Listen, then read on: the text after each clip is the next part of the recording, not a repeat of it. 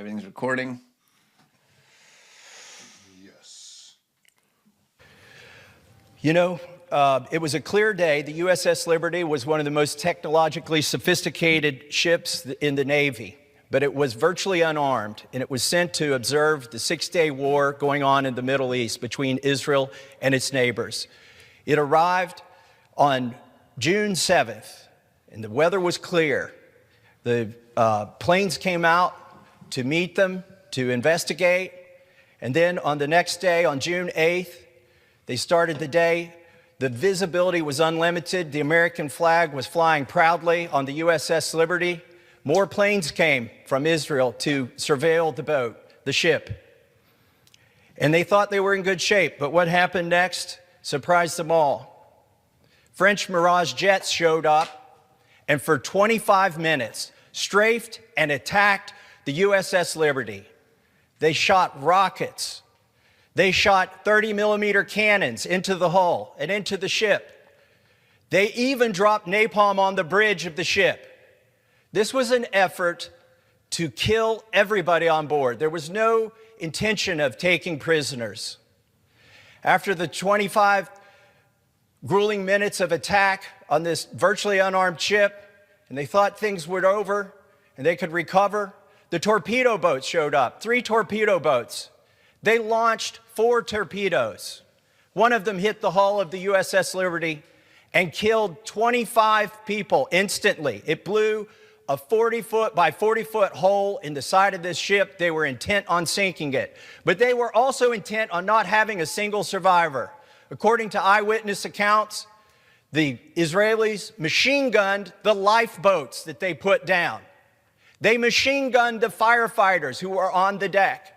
They were bringing the wounded and the dead to the mess hall to triage them. They had one doctor who was trying to help them all, put a few stitches in. It was harrowing, and it's amazing. If not for that crew, that boat would have sunk that day.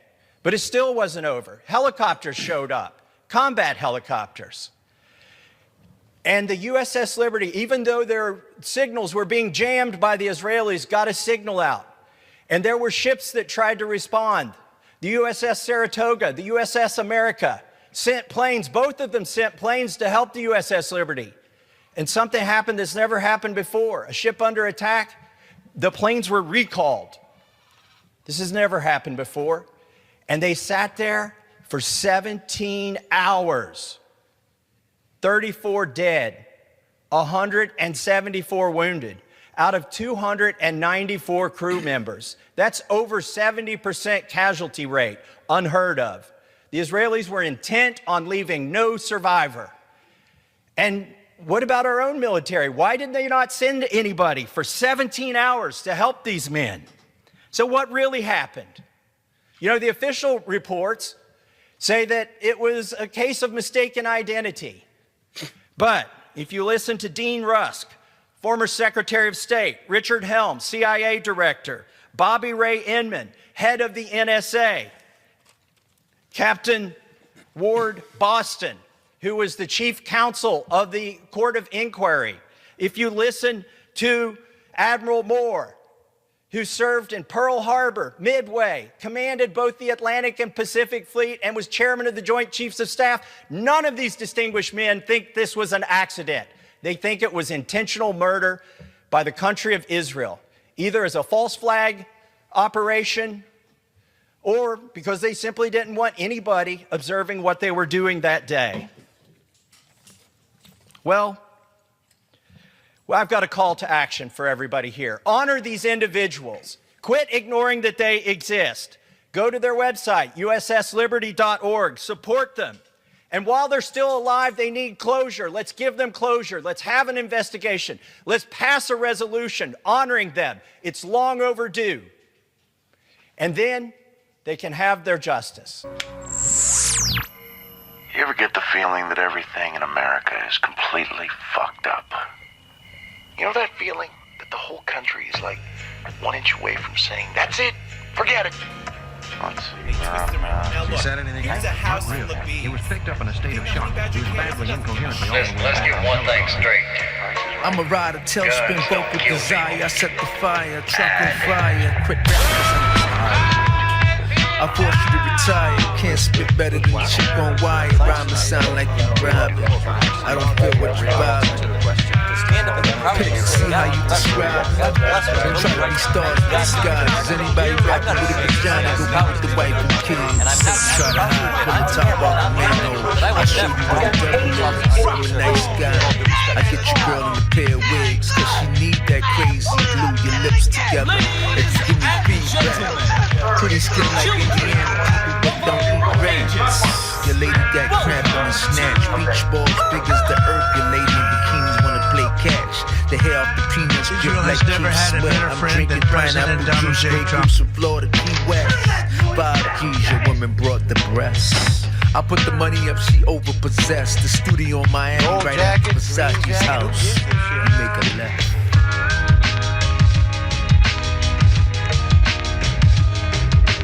I think some apologies are in order. That's a great little speech there, Thomas Massey. Why don't you go ahead and take this box, go to your office, put all your shit in it, and get the fuck out of here. Yeah, it's on his way out. He's like, let it fucking burn. I hope so. That was Cool Keith, by the way. Music. Yeah. Toured with them. Really? Yeah. Cool. Yeah. Keith. Actually, Did you tour outside of the United States? no. So you didn't go to like Haifa in Israel?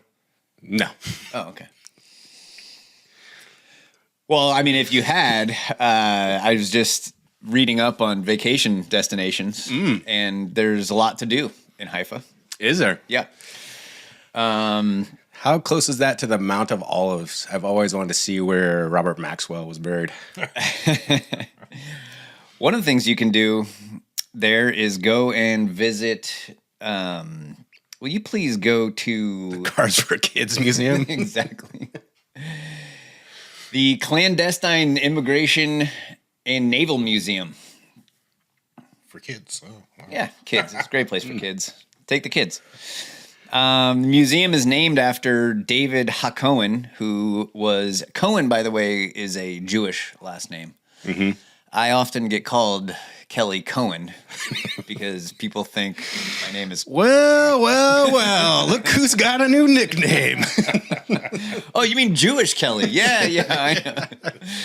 Good luck trying to get paid by that guy. He rolls with a yarmulke on. It's just, I don't know. Can you touch it? I don't know. It's Irish sacrilegious. Jewish. Oh-ish. My last name is Cowan. The first part of the word is C-O-W. It's a cow. Last part, and cow, and. David Hacohen was an important leader for the Jewish community in Israel. And this museum was started by Colonel Yoski Koral and opened in 1969. The museum is managed by the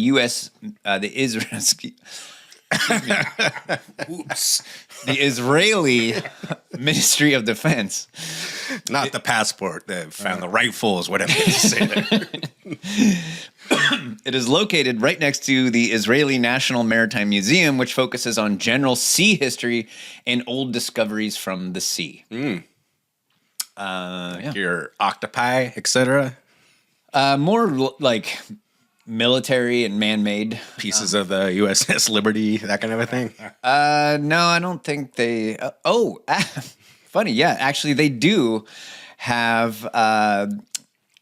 The museum also displays some items from a historical event involving the USS Liberty in 1967. You can see the steering wheel and bell from a motor torpedo boat.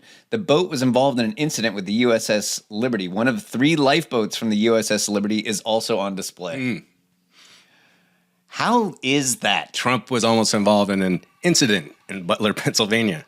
That kind of an incident. There is a museum in Israel Yeah. that has a display of the USS Liberty and one of the fucking lifeboats that they machine gunned so that people couldn't use. Why is that on display in a museum in Israel? Someone please give me a normie explanation for why that would be. Okay, I got this. Yeah, but Trump. No kings, baby. Another protest today. Decent point. Derek, what is this? This is the shit I'm talking about. You just have it on this Google screen while we're talking. Like, I thought you were going to show us something. we got a comment on our last video. Someone needs to help the video guy. Easy, Cohen. It's just everyone just relax. All right. I found that fascinating. I just stumbled across that. That's not fascinating. It's macabre. Yeah, that must be the purpose, right? Yeah. What would be the What's mainstream the name? explanation? What's the name of that museum again? The Clandestine Immigration and Naval Museum? Immigration and Naval Museum. Yeah, the Clandestine Immigration and Naval Museum. For kids. Well, It doesn't- the website is Facts for Kids. There's a catchy theme song that goes. Yeah, you did Facts for it. Kids. You like it? Yeah, I don't know. I did not know that. That kind of bummed me out a little, Like, actually. it'd be like if you went to a museum in the United States and there was a wartime museum, and the thing they had on display was what was it called? The Padang massacre or the My Lai massacre. My Lai massacre. Yeah. And like, here's one of the huts that we just fucking firebombed, you know? Torched and murdered everyone there. Nothing about like how much of a mistake it was or Yeah. an apology or anything. It's just like, look at what we did. It's fucking weird, dude. Those Israelis are weird. You'd know, apparently. We are weird people. I worked in the garden all day yesterday, and I was thinking, it was like a night. It was beautiful day. But I was just thinking about how kind of odd it was that we have a good system at this point established. Is we grow a ton of veggies, we eat the veggies, we take the scrap, we give it to the chickens. Chickens lay the eggs. They shit in the straw. We take the straw, put it in the compost, put that back in the gardens. The cycle. Yeah. And And you guys should shit in the garden too. Then really be full circle. You haven't been reading Next Door lately, have you? so I'm drinking, and I was just thinking it was weird because that for us it's normal to have like a garden, chickens and stuff like that. But dude, it just hit me for some reason. It's I'm not going to do this justice today, but you know it is like you get your eggs from your chickens, and you get an egg from the store. It's two different foods, basically. sure. Yeah. Or once your tomatoes start going off, like you cannot eat a tomato from a store. No, like this your is- ex-father-in-law said, there's two things money can't buy. Love, homegrown tomatoes. and the Epstein files, the homegrown tomatoes, yes. And it just struck me. I was like, well, we're kind of standouts for growing a bunch of our own food and stuff like that. I'm like, but this is like what it was supposed to be like. This is what we're supposed to do. It's like, and we have deviated from that cycle so much that Only recently. yes, that you don't even recognize the tomato, the egg, whatever it is. Yes. I was like, these are two different things. These are not the same foods. Right. It just like struck me as so odd. In order to mass produce food for people, because they're not growing it themselves, you have to sacrifice a lot of Yes. quality. Very true. It can be done. We are doing it. The whole world is doing it. But you're sacrificing something. So I guess the message there is that everyone should shit in their garden. Stop wasting your shit by flushing it down the toilet. It's more or less what I was saying. You might as well be just flushing money down the toilet. And especially with the Straits of Hormuz closed. You know that fertilizer is going to be hard to come by. Yes, I do. So, by popular demand. But I hear we're just about to reach a deal. Oh, Yes. are we? Yes. Wow. Until Israel started bombing again. Did they? Again. When? Again. I don't know which date. Pick a day. Exactly. Pick I a know. day. You could just throw a dart at your calendar and that would be the story. Yes.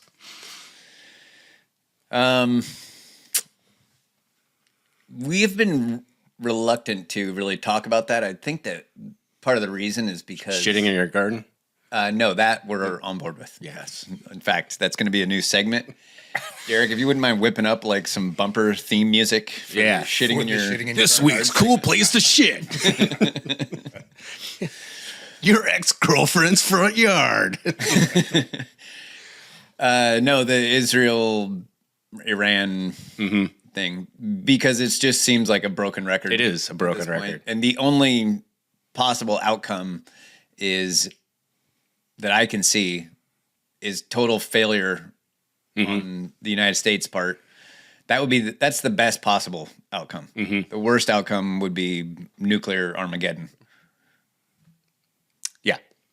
So We're back in agreement. We're back in agreement. So we're not going to talk about that today either, unless you were planning on it. No, but I was going to say, like, ever since that we're talking about those fucking dimwit neocon AM radio hosts, and we played their clips back to back. Yeah. And I thought of it was like their job is to wipe everyone's memory card clean every Monday, because it's the same thing over and over and over. Yeah. Right. Days not weeks, weeks not months, months not years. You know what I mean? Yeah. And now that I've cued into that, I'm listening to them religiously. Yeah. And it's like that's exactly what they're doing.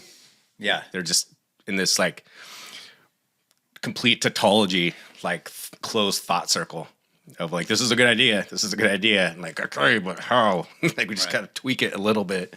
And essentially, they're lying. Yeah. Right. No. Yeah. They lying absolutely in order to support this war. Yeah. Which is very common with wars. Mm-hmm.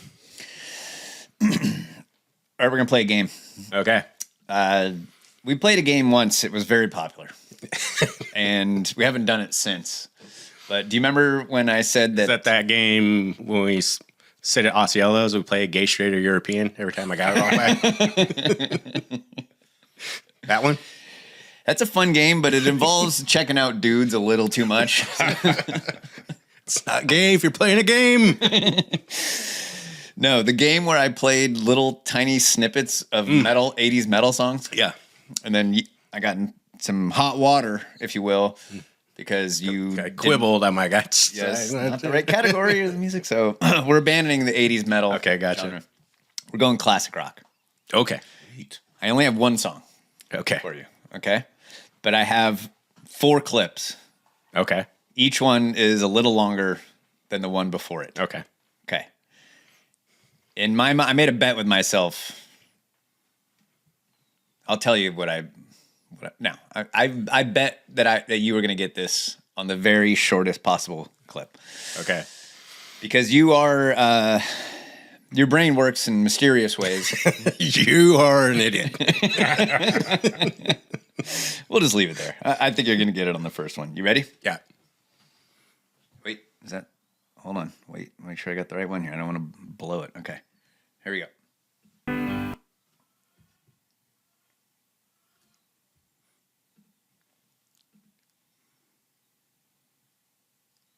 Can I hear that one more time?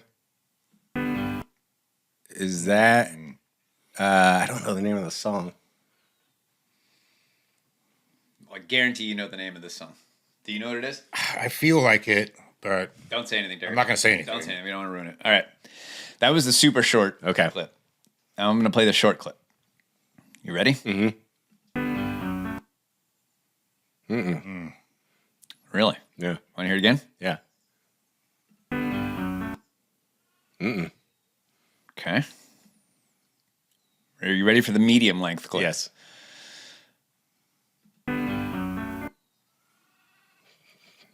Really? Nothing. I just feel like I would get this right off the bat. Do you know what it is? I thought I did. It's not what I was thinking. Okay, I'm going to play the long clip for you. If you don't get this one, we're ending the podcast. We're going to go do push-ups.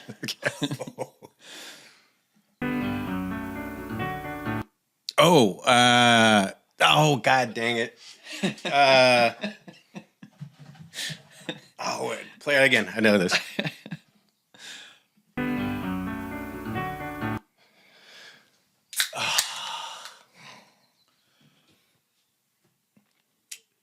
I can't get it. I know this. I better just pull up the actual song here. You want me to? You giving up? Yes. Okay.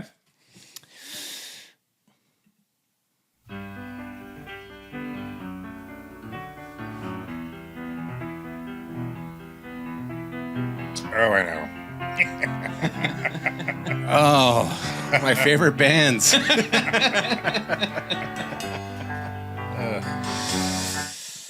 All right. Well, Who is it? Who is it? What is it? Skinnerd, man. Freebird. That was Freebird? Okay. Probably the second most pop. It's number 2 on the all-time greatest classic rock songs that they count down every single New Year's Eve on the classic rock station. Let's see. One would be It's always the same. Stairway to Heaven. There we have it. what an abortion of a song. What? It is not an abortion of a song. You're just Stairway tired of to hearing Heaven. it. You're just tired of hearing it. You know it's a great It's song. no bad to the bone, I'll tell you that. All right. I was on a job site once and Bad to the Bone came on the radio and a guy walks, oh, hell yeah. And he turned it up. I was like, dude, seriously? Maybe he was in a coma for 40 years. What if you could have your memory wiped of every classic rock song that you've ever heard? Mm-hmm. And you could hear them all for the first time. That'd be fucking awesome. Hearing Come Sail Away by Styx. It kind of reminds me of the plot of the movie Memento. Let It Be, where the guy goes into a coma basically, and he's the only one who remembers the Beatles. It's been wiped from the internet and everybody's memory. So, Really? yeah, I knew you would like that. He's like, "When can this Go on? Yes, an EMP basically. Wipes everyone's memory of the Beatles. Yes, except for his. And so he realizes this. Great idea for a movie. That poor bastard. Why me, God? What are the chances? Why do I have to remember? Anyways, it's an Playing interesting it for movie. everyone. I was like, no, this isn't very good. It's like circus music. Or Yesterday. It was called Yesterday. Imagine if that happened. Wow. I got a bunch of little shit. You want me to keep going? Yeah, we were talking about last week, like the Overton window and how it's Yeah. kind of Yeah. shifted. And I was thinking today because we go in like drips and drabs where we'll be like hyper focused and everything. Then you and I, it seems like we come to this like collective exhaustion. I'm like, dude, I'm done. Like the war in Iran. I was like, I have no interest. It's just same thing over and over and over again. Right. Like, what are we gonna do? Keep saying war is wrong. It's just like the other ones. It's like no one gives a shit and we're gonna do it anyway. So It's not like we can be bothered to go protest or anything. no. That's very true. And but I was thinking that there's like an Overton window of like lunacy too, I've noticed. Like and you only notice it when you're kind of peripherally kind of paying attention to stuff. Because when you're like hyper focused in it and you're paying attention, like this insanity that just keeps going and that window keeps like shifting. Yes. It's when you dip out of it, you're able to look like bigger picture. You're like, it's like fucking, if this would happen like 10 years ago, like people would have been like astonished. Yeah, when you dip out of it. So the other analogy that we use is the guardrail to guardrail thing. Yeah. But we imagine this freeway with guardrails on either side Great song. is curving so subtly that you can't really perceive it. But if you take yourself out of the car and you are in a helicopter high up above, you can see the curvature of the freeway. And it crashing, twisting and shouting and starting to move the other way. Is that where you're going with this? No. You never heard that song? Am I the only guy that's heard that song? Who's that? Who did that song? You guys never heard the Beatles? The who? The Beatles. No. Oh my God. Yeah, so that's a really good point that as we pull out of it, you see the Overton window shifting. But if you're in the window while it's shifting, you don't notice it. Yeah, and this happens on the right and the left, but I've noticed in the left a little more because I noticed they're more like lockstep in the boxes that need to be checked if you want to remain in good standing by the thought police. Where the right's like way more fractured now because you have America First, you have MAGA, and you have the neocons, you have libertarians. Right. They're kind of just like spread all over the map, and this left thing is way more homogenous and like, okay, here is the list. You have to be on board with every single You're a little thing. more free to go your own way. Is that a song or something? But if it's different for every band, for every person. Fleetwood Mac? Yeah, that was Fleetwood Mac. That would be a bummer. If you're on the right, That'd be every conversation I've ever had with anyone about music that I like. They're like, I have no idea what Big you're Destroyer? Never? Cannibal Corpse? Nothing. Right? Grandma. Doesn't ring a bell.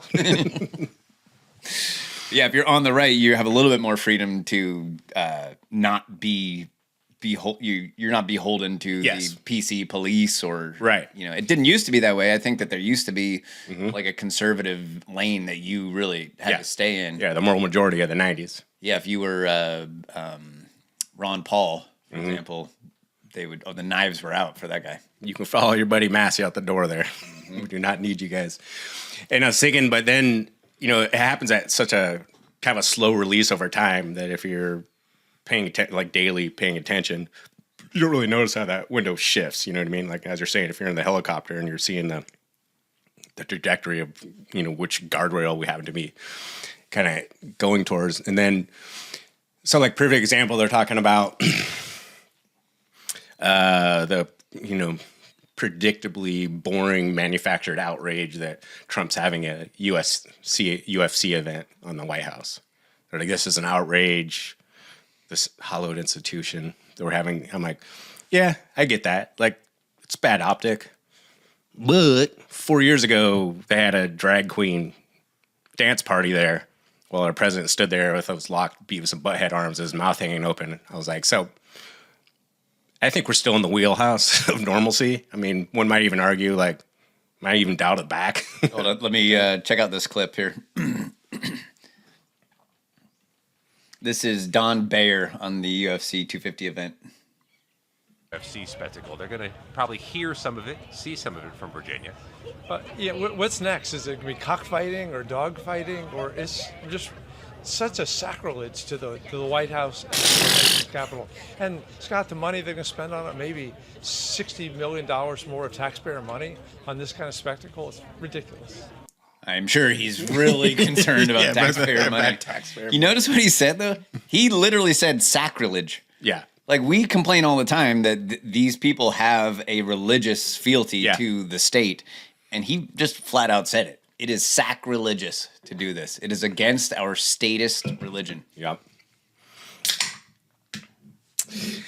So I'm listening to the radio, checked out, and then it was some just predictable neocon drivel AM radio. I don't even remember what it was.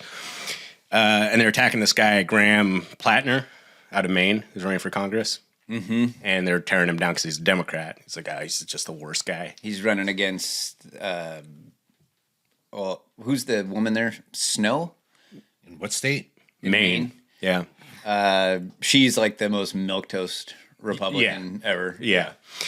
And they're like starting to tear this guy down. It's kind of the teacher for Charlie Brown. I'm just like, blah, blah, blah, blah, blah. And they're quoting his ex-girlfriends, that, saying what a terrible guy is, which I just go, well, consider the source. You know what I mean? Like, do we need to be paying attention to this? If I'm at the end of a job interview and, they say like, hey, everything's looking pretty good here. We did talk to a few of your ex-girlfriends and we like to bring a few things up. I'd be like, why don't we I'll show myself out. We could just call this a day. He's no Eric Swalwell. Yeah. And so they're talking about how they cheated on them and he was on some fringe degenerate hookup site and, separate phones for separate girls. Oh, just standard fare if you're going to run for Congress. Yeah, it sounds like a congressman. Yeah, pretty much. Yeah. And then they get to this part, they're talking to one of his ex-girlfriends and she goes, yeah, he'd sit on the couch in his underwear with a loaded AR, just kind of staring at the TV sharpening an axe, saying, you know, if anyone ever broke in here, I'd rape them. Like, not in a sexual way, but just to show dominance. Not a gay thing. Not a gay thing. Just to show them, you know, kind of who's in charge here. And I just couldn't help but think, I go, I always take away the detail I'm not supposed to take away from these stories, because they went on, you know, campaign funds or something, you know, whatever, all the reasons why this guy is terrible. And I don't know, I kind of want to know, like, maybe kind of where you guys land on this.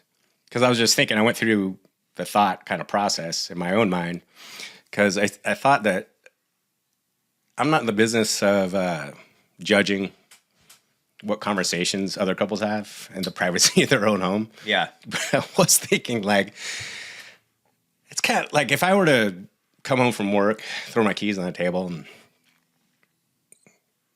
my wife's sitting there on the couch watching her British show, and I just go like, "Hey, sweetness, how's your day?" Like, "Fine, yeah." Go in the garage, take my clothes off, grab an AR and an axe, and just kind of plop down casually next to her, and just like start like sharpening the axe, and as I stare off into the middle distance with a blank look on my face.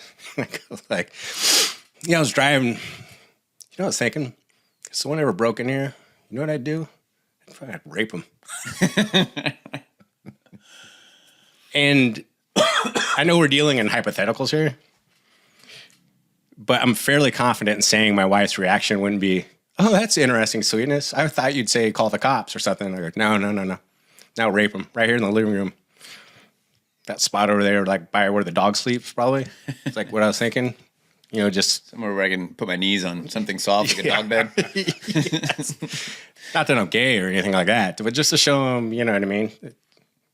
Kind of who runs this place. You know, my rule's my house, and my rule is if you come in uninvited, you get raped. You're gonna be on the wrong end of some fucking Of my long, drawn out, violent prison sex. That's how we do it in this house. All right. Well, let me just weigh in here. Have I ever sat on my couch in my underwear with a loaded AR? Yes. Yes. Obviously. And we all. Yes. Have I sat on that couch with the AR and other weapons? 100%. Wearing body armor? Maybe. Who knows? And so that part I have no problem with at all. That is standard male behavior. Right. I have also fantasized about someone breaking into my house. Okay. And who was the comedian that one of Joe Rogan's buddies, he's like, I just can't wait for that moment that someone does try to break into my house. Mm-hmm. They're in their like burglar gear, and they come through the door. They softly close the door behind them, and then they hear the door lock. Chikunk. And then my voice comes on the overhead speaker. You're in my world now. Zip. No, not that part. Yeah. I was just dude, like, what? We're talking about like increments here. It's a spectrum. Okay. I'd say there's a bit of a chasm, because I'm with you on everything you said so far. But I guess the first thing is not, is that how I would handle that situation? Which sounds like a fucking mess you're going to have to clean up when you're done. Oh, God. Oh, and the shame. The shame afterwards. But, like, who, I'm viewing this through my own life experience. Who floats something out there as a conversation like that? Like, if I said it to my wife, her reaction would be something like this. Click, TV off. What the fuck did you just say to me? Yeah, that's supposed to stay. I'd rape him. I didn't realize this was a conversation. Yes. So we're starting there, and then we'll get to the... yeah, I mean, that's a little awkward, I would say, conversation to have. I would probably, I wouldn't offer that information up voluntarily. Maybe keep that one inside babe, voice. What are you really thinking? All right. I fucking want to know what I'm thinking. You asked, lady. All right. It's just, I don't know. But then, I'm just thinking, well, the way the Overton window shifted.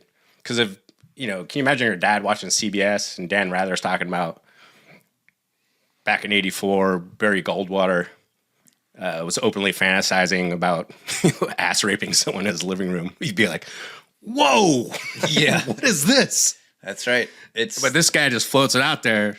It's like, I don't know. That's just what I've been thinking about. Yeah. And then when I'm done with that, I'll probably, I don't know, run for Congress. Like, what are you doing? What do you want to do for dinner tonight? The Overton window is not shifting. Like, go back to our guardrail analogy. Like, we have the right and the left, and that's pretty obvious what that means politically, right and left, right? We kind of all know what that means, but we've said for years now, like, such a clunky way of describing things. And when you think about the guardrails shifting towards the left, that's not exactly right. Everything is shifting towards the off-ramp to clown world, right? Yes. It's just getting clownier and clownier, right? That's where we're headed. Ass rape exit 101B.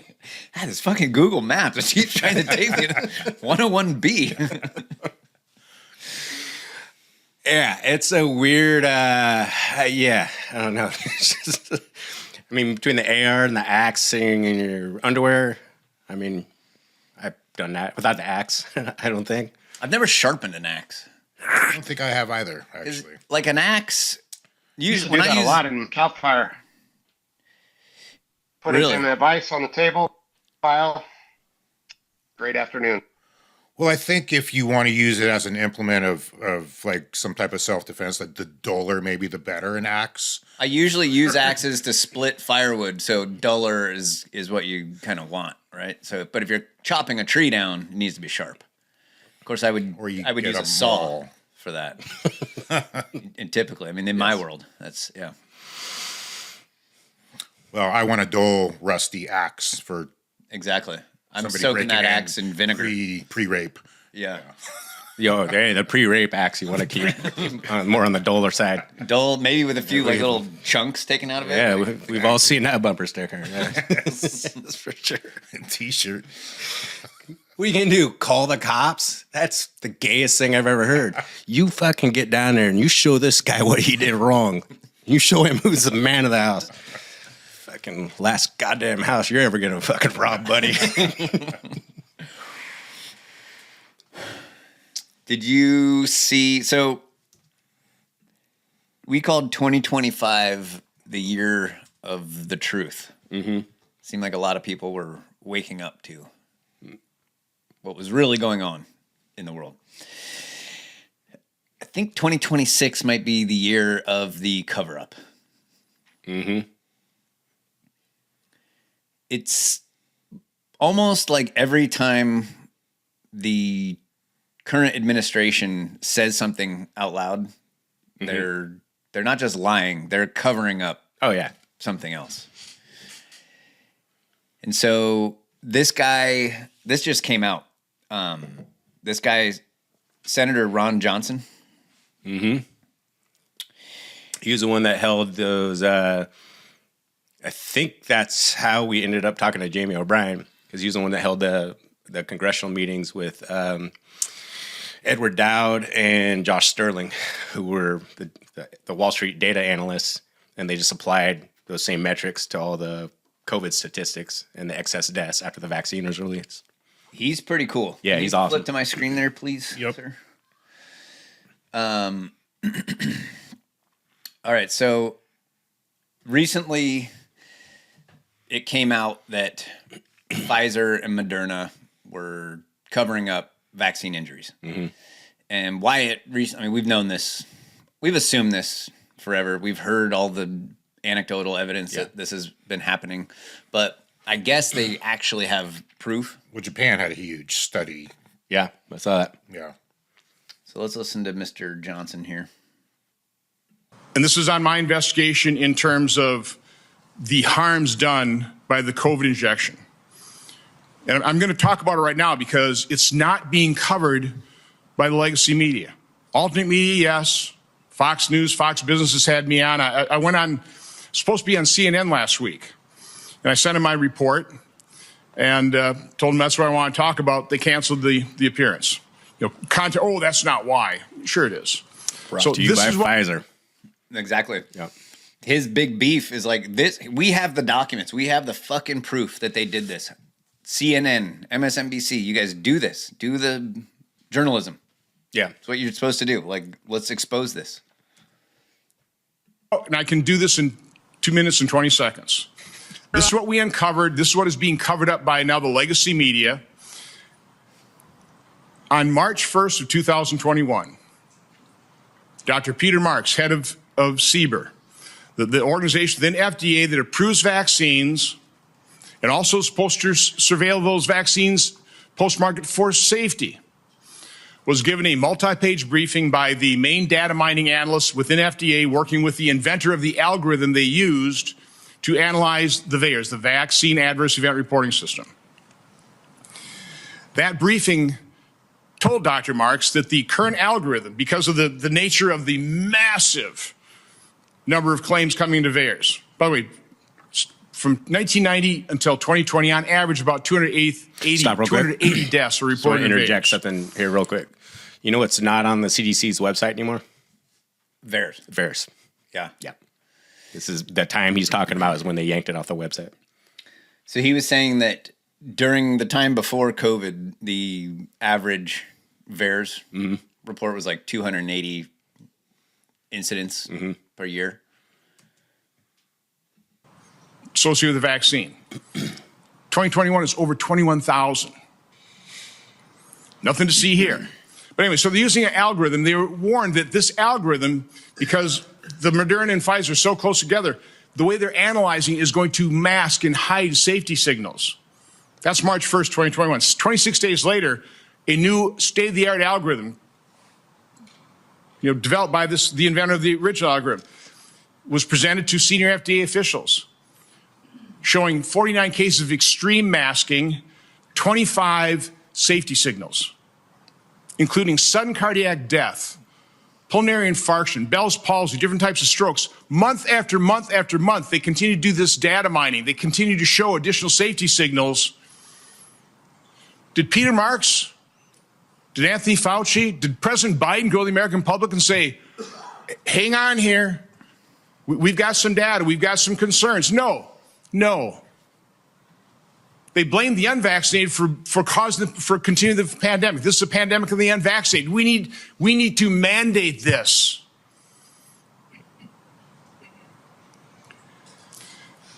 This is what government does. This is what the deep state does. I can't explain it all. My investigation now, because I finally got documents. This would never have happened if we didn't have documents. And by the way, just like we found that David Morin's email that now has resulted in prosecution, where he has a FOIA, you show him how to make emails disappear. If you send me something sensitive to my Gmail, we have the same types of evidence in our report. It's probably enough. Basically, I had a conversation with someone just a while back, and they were talking about, I gave him my spiel about Anthony Fauci. Like, do you think enough time will go by where he's seen as just this vile person that's responsible for, millions of deaths? I was like, no, nothing's going to happen. This is the second time he's done that. Right. Look at the AZT crisis and AIDS. How many millions of people did he kill then? He fucking wrote a book about it. Nothing's going to happen. No, we thought something was going to happen. We thought Trump was going to hold everyone's feet to the fire. Did we really think that? Remember all the ways? At least for a solid week. It seemed possible. And then just like yesterday, Tulsi Gabbard comes out. About the biolabs? Yeah. Mm-hmm. And is exposing this cover-up.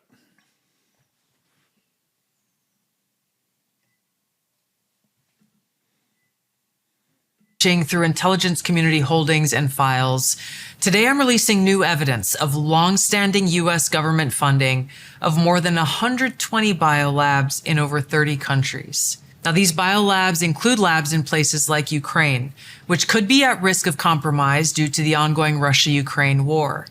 In fact, the intelligence community had previously warned that a US-funded biolab in Ukraine likely housed dangerous pathogens and remained vulnerable to long-standing threats of Russian attack, seizure, or damage. Now, until now, evidence regarding the full existence and funding of these laboratories had been knowingly withheld from you, the American people. Many of these US government-funded biolabs are currently or have previously engaged in research using hazardous and highly contagious pathogens, and in some cases included dangerous gain-of-function research with very little visibility or oversight. Now, President Trump clearly understands the serious threat dangerous gain-of-function research poses to the American people.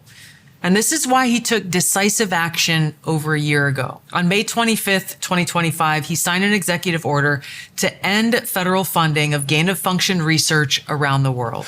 Here at ODNI, It's just all so tiresome.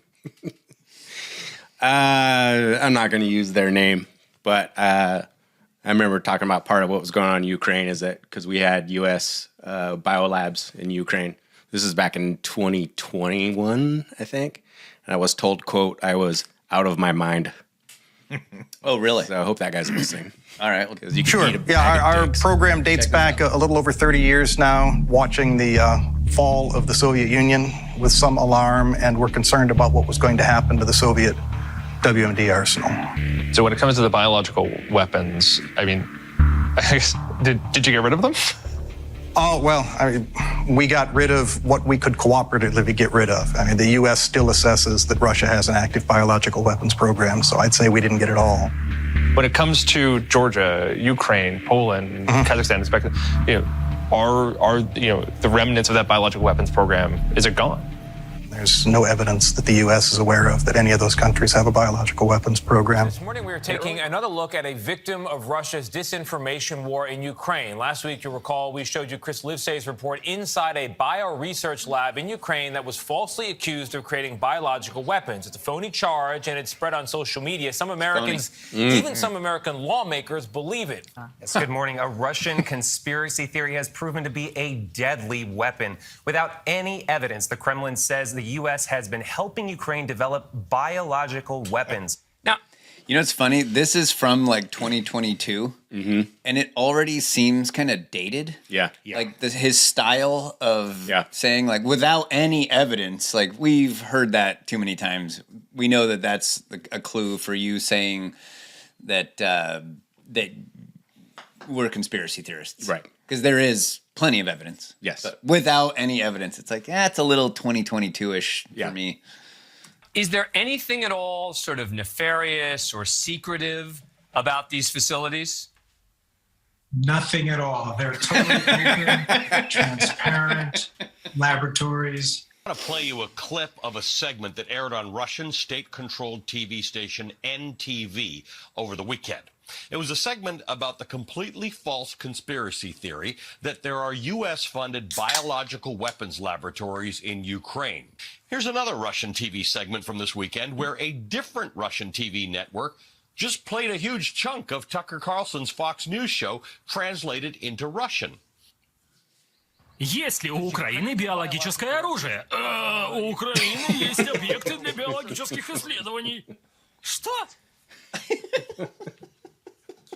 Russia has a history also of inventing outright lies like this, which is the suggestion that the United States has a chemical and biological weapons program, or Ukraine does, that they're operating. Russia is the country that has a chemical and biological weapons program. Yeah. Can you basically explain to us what type of relationship, if any, there was between the Pentagon and the Ukrainian side on any biological labs? When was the last cooperation, and what do you have to say about these Russian accusations? The Russian accusations are absurd. They're laughable. And, in the words of my Irish Catholic grandfather, a bunch of malarkey. There's nothing to it. It's classic Russian propaganda.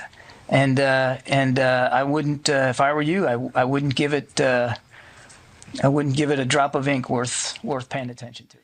Son, I noticed the lid was off of the cookie jar in the kitchen.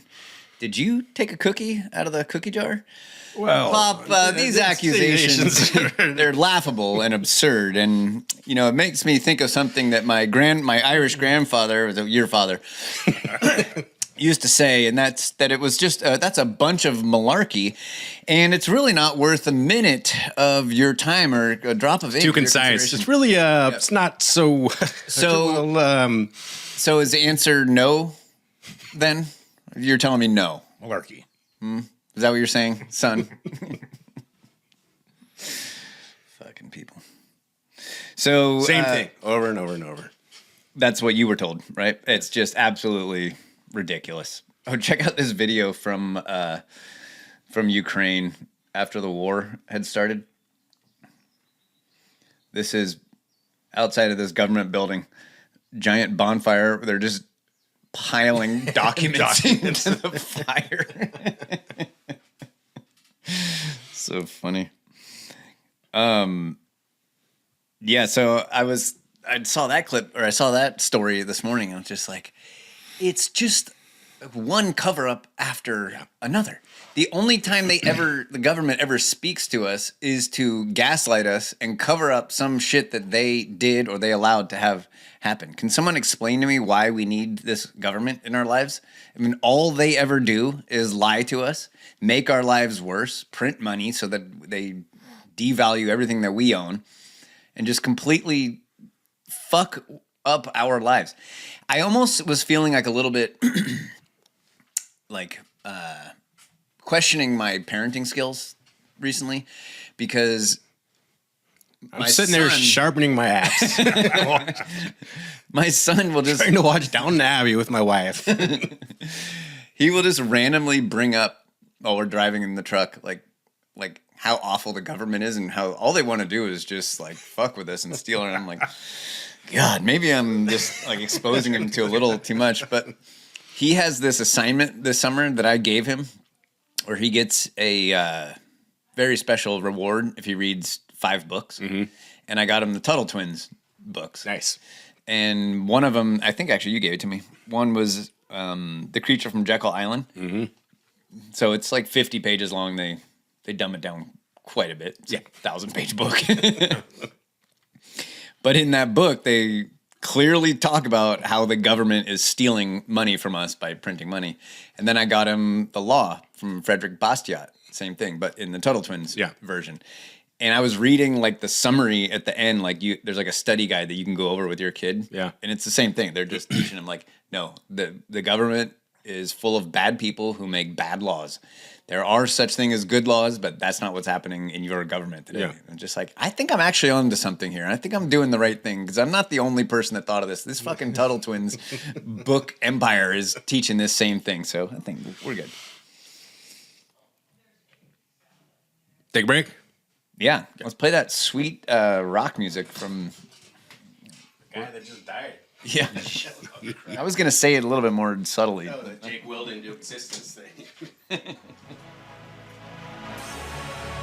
No.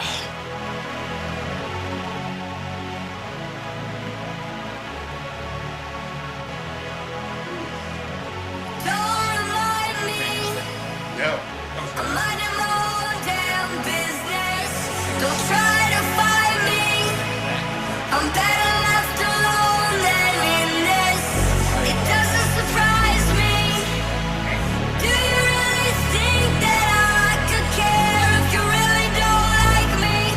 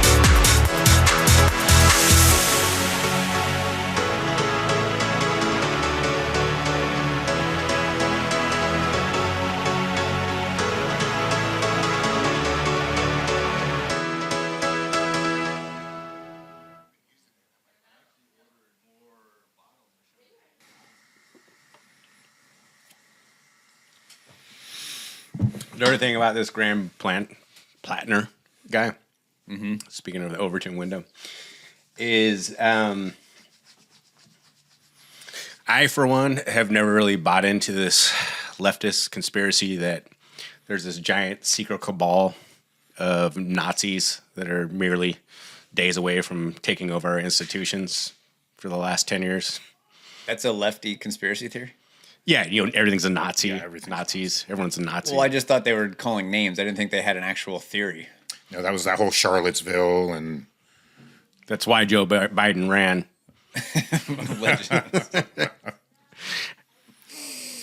Never mind the 94 omnibus crime bill that disproportionately incarcerated black people. That he passed with Strom Thurmond, avowed segregationist, and I believe he belonged to the Klan. At one point, I think he did, yeah. Yes. So the whole Nazi thing has been kind of, everyone's a Nazi. Yeah. It's just like, it's just like funny. I mean, I've been called a Nazi. Yeah. You've been called a Nazi. Yeah. Derek, you probably don't know this yet, but since you started doing with us, people are calling you a Nazi. Of course. And it's just like, I just laugh. I'm like, it doesn't mean anything. But this dude, Graham Plattner, has a giant Nazi tattoo on his chest. Mm-hmm. But he's running as a Democrat. Mm-hmm.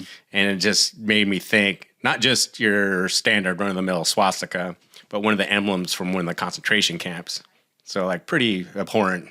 Well, and it took some thought. Yeah. Not just, give me a swastika. This is swastika. I don't want to think about this. Like, the guy did some research. So you're saying he's probably going to get elected. Yeah. So he's got this giant, like, Nazi tattoo. And when you're watching it from the outside, I go, like, I'm just thinking of, like, my lefty friends. I'm like, so are you guys worried about Nazis or not? Like, this guy... No, they aren't. No, of course not. Yeah, That's why they're supporting Ukraine. This guy's got a lifelong commitment to a concentration camp. When you bring up the Azov battalion in the Ukraine army, they're like, no, that's not true. I was like, so are you concerned about this guy? Like, let's not get over our skis here. Let's hear him out. Right. What about the guy driving the There's Tesla? nuance. The Tesla? Yes. Fucking Nazi. Definitely a Nazi. The guy with the Tesla. Well, but he has a bumper sticker that says he bought it before Elon went crazy. Mm-hmm. So he's not a Nazi. Right. Right. That's how that works. Where are we with the sticker for our Fords? I bought this after Henry Ford went crazy. Yeah, we need to make that, put it on the website. Okay, have you heard of AB? We're going to do some math since you like to play little games in here. I do like games. Let's go. And you like numbers too, Cohen. So, have you heard? It's fucking Cowan. Right. Yeah, right, Derek? So I will knee you in your degenerating spine if you keep this up. Have you heard of AB 844 in California? No. The California. It's a bill being proposed in California. Mm-hmm. So it's probably something that restores our rights and brings us closer to the. Yeah, they want to get rid of the fin on the pistol grip of the AR. Yeah, right. Because it's bad for the environment. Oh, God. Let's start that movement. It's all this extra plastic being put in the environment. It's the California Tire Efficiency Program. And I love this because this is a perfect example of, like, I'm just taking what you're telling me, laying it out on a whiteboard and stepping back and going, like, does this make sense? This is like another perfect example of that. So this bill states that the aftermarket passenger tires must be as energy efficient as the original equipment tires sold with new vehicles. Okay. The selling point is the state projects the rule will save the average California gas vehicle driver around $179 in fuel costs and reduce greenhouse gas emissions. $179. So I'm guessing these tires, these new, more efficient aftermarket tires, are only $178 extra. Okay. Can we just get rid of gas tax? You do save $1? Gentlemen, all great questions. Let's tackle these one by one. Which is what I wanted to do. I really wish today. you had a whiteboard right now. Okay, let's just take in the new studio. Write this down, Darren. We're getting a fucking whiteboard in the new studio. Check. Okay, let's just take what they've said so far. So the state projects the rule will save the average California gas vehicle driver money, around $179 in fuel costs. Is that per year or total? We're going to get there. So, which is laughable because is California concerned with gas prices for their residents? It does not appear so. What's diesel hit $8 a gallon? Are they today? trying to keep refineries in the state of California? Yes. No. We're twice the national average for gas. So does this mean I won't be able to buy 37-inch mud tires for my truck? It's going to be against the law? No, you won't. Well, if they're as efficient as the they're original not. factory tires, then you will. But they're not. They're not. Imagine how much they'd have to cost to be. They'd be like $10,000. Well, they're already $500 or $600. So to address the questions you asked, I'm like, I love, this is what I call like automaton wisdom. Is like people that they'll just retain this one little iota of like a pseudo stat. It's like, oh, they're going to save $179 on gas if we pass this law. Right. 179, like how? Was that per year? Month? That's one tank of gas. Week? Yes. If. And I always like it. The automaton wisdom is what you do is you don't research anything. You don't think about it. You just retain that one little thing. And this is where you get stupid statements when people say, so the other NPCs around you, when they bring up that subject, your little low-powered hamster wheel goes like, I know one fact about this. And your little fucking dim-witted light bulb sputters on. You're like, I hear we're going to save $179 if this law passes. They're like, I know one fact. You get stupid shit. People say like, I heard tattoos are 50 times more addictive than heroin. You go like, okay, let's drill down on what you just said here. Right. Like we've established that you enjoy putting words together and having them come out of your mouth, but have you thought about anything that you're saying here, like whatsoever? So, just the very beginning of what they're trying to sell us, $179 in gas savings. Like how? I remember sitting in driver's ed. I was 15, and our instructor like sternly told us, he goes, "It's been proven that you'll never save more than 5 minutes by going over the speed limit." 15 years old, I'm going like, this is the stupidest thing I've ever heard. Like, are you driving across town? Are you going on a 4-hour road trip? Are you going 5 miles over the speed limit? I just came from math class. Like, I know how to do this little equation. That's your automaton wisdom. Okay. You'll never save over 5 minutes. Ever. You're driving to LA. Like, why are you going the speed limit? Everyone else is doing 85. Like, they're not going to save more than 5 minutes. Okay. So the first part of their selling point is we're going to save $179. And the logic there is that a more efficient tire gives you better gas mileage. And somehow if you wanted to save this $179, you couldn't just choose to buy the efficient tires. Mm-hmm. We're going to force you to buy them. Okay, this is where we have to get into what this law is actually saying. And what they're saying is, so we've established that saving $179 is bullshit. We already know, because we live here, that they don't give a flying fuck how much we pay in gas. Right. Right? So make no effort to save us gas money. So everything so far is complete and utter horseshit. We're going to take greenhouse emissions. This is where you have to get into the nuts and bolts of the law. Mm-hmm. Is what they're saying. The wider aftermarket tires create more wear and tear, which contribute to greenhouse gases. And when they talk about greenhouse gases, we're talking about what? Carbon? Carbon. Yeah. CO2 emissions. Okay. Want to do some math? Yes. Okay. I already did it for you. Okay. This is how I spent my Sunday morning. So carbon, anyone know what percentage of our atmosphere is carbon? It's like 0.2%? 0.04. Okay. 0.04. Okay. So we don't want to upset that delicate little balance. No, the Earth has to have exactly that amount. It can never have more or less. This is where you get the automaton wisdom. Like, well, if it even goes up by 0.01%, Miami would be underwater. And here's a picture of a starving polar bear that we took at the zoo in Denmark. So clearly, this is something to be taken very seriously. Okay, let's say you're right. If it goes up by 0.01%.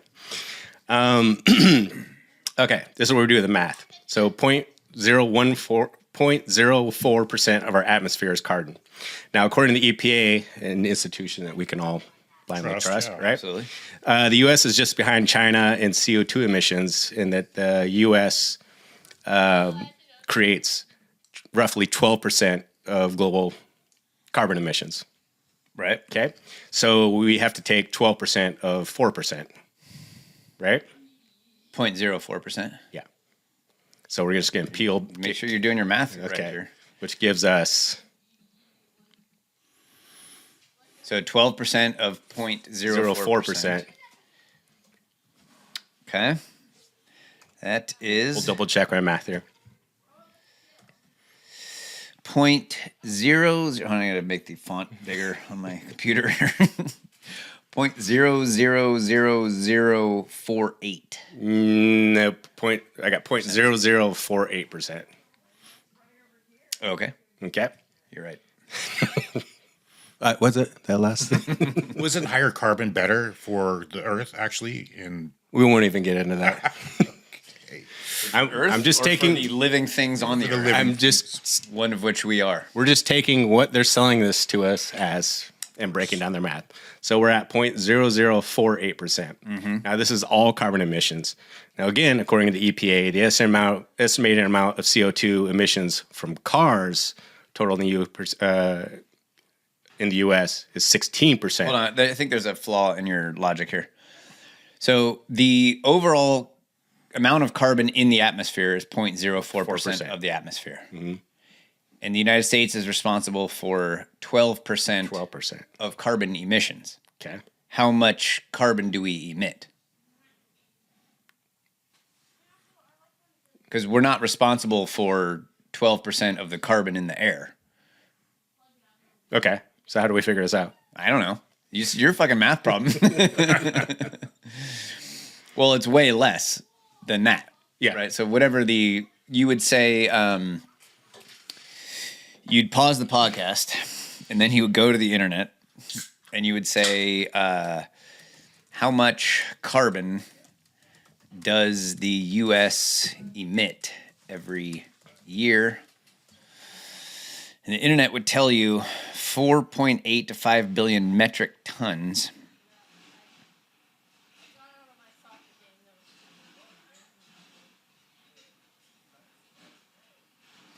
This is interesting. The only 30% of that comes from cars and trucks and planes. So if you're talking about reducing our carbon emissions by vehicles, that's not even all of our carbon. That's only 30% of the carbon that we emit. Cows are the rest. The rest is cows. All right, so let's just keep going with what you're doing, and because the point you're making is that this is an incredibly minute amount of a problem that doesn't actually exist. But assuming it does exist, the amount that we're emitting is so small, anyways. Yeah, you brought up a fair point. So I won't give you the totals, but I'll give you the percentages of the percentages of the percentages as you take each layer back. So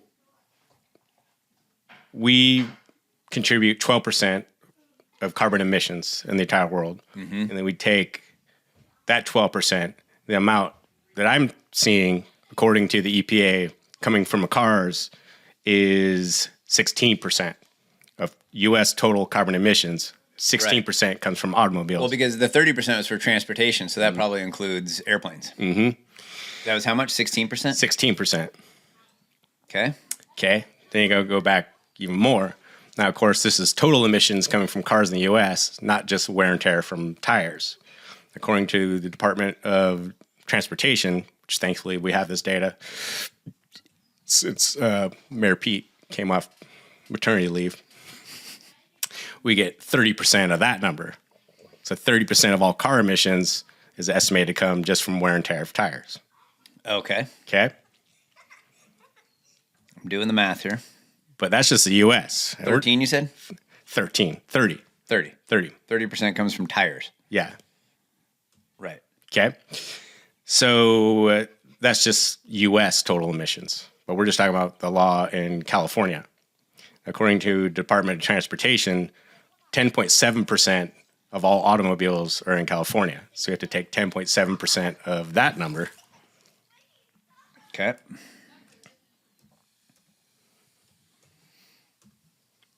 Small number. Well, it's about to get even smaller. So this is from all tires of automobiles in California. Talking about aftermarket. Right. Now we're talking about aftermarket tires. So this is where you have to extrapolate a little bit because I could only find the data for the total US, but let's just say unlike the national average for, I don't know, spending in public schools, let's say that we're kind of right in there with the other states, right? The amount of our automobiles that have aftermarket tires is 40% of that number. Okay. Okay. So that number gives us the amount of CO2 emissions from aftermarket tires in California. Wow. That would be... Well, I'm not quite done there. Okay. Glad you said something. Now, can't stop there because this law is targeting aftermarket tires that are wider than the original stock tires, hence having more wear and tear, more pollution, more greenhouse emissions. So if you have like pizza cutters on your car, then you're good. You're even less. But we're only looking at tires that are wider than what eventually or originally came on your vehicle. So this was really hard to find until I found tirebusiness.com, which is a phenomenal website, guys. Really? I really highly They have suggest. a section where they predict the global population in 2027. They did have a link to Deagle. I haven't quite put that together yet. So they're saying the percentage of aftermarket tires that are wider than the original is about 20%. So it's 20% that number.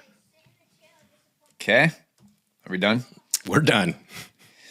Oh, fuck. I fucked it up.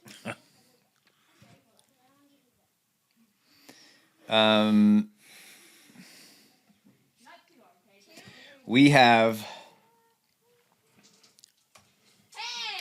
So it's 0.002.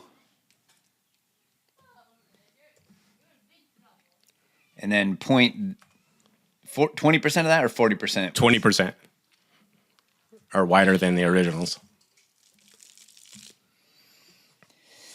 So we're looking at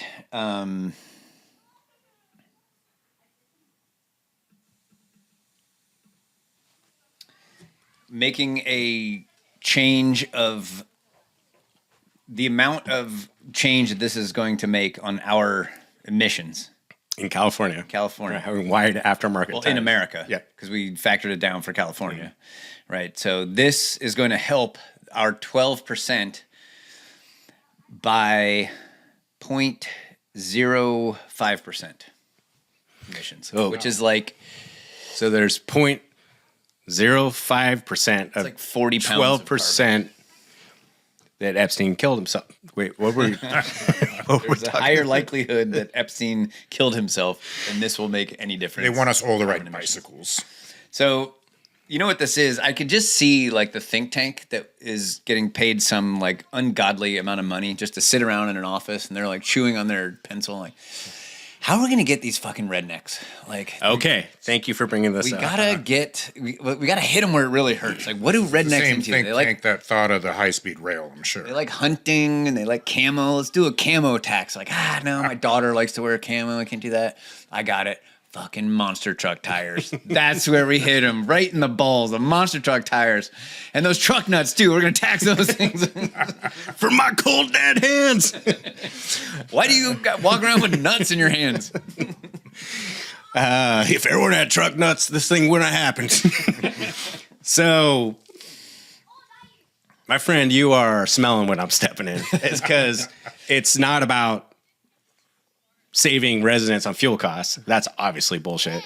It's clearly not about CO2 emissions, as we just broke down. And if you're trying to save people's fuel costs that have aftermarket tires, you're like deliberately saying to Derek with his big monster truck tires, like, hey, we're going to do this to you for your own good. Yeah. You know, I know you like those big tires, but we're going to save you $179, buddy. Here you go.